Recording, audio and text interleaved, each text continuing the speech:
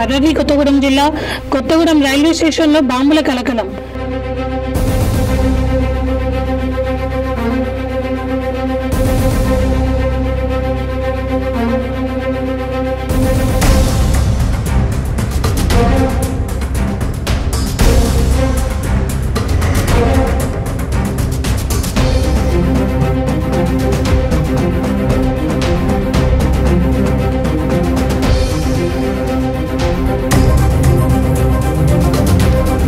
ఈ రోజు ఉదయం రైల్వే స్టేషన్ మొదటి ప్లాట్ఫామ్ పై గుర్తు తెలియని వ్యక్తులు నల్ల చేతి సంచిలో బాంబులు ఏర్పాటు చేసుకున్నారు.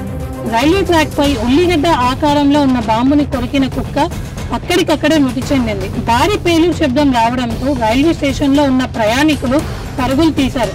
ప్రయాణికుల సమాచారంతో రీటర్న్ పోలీసులు రంగ ప్రవేశం చేసి కేసు నమోదు చేసి దర్యాప్తును ప్రారంభించారు.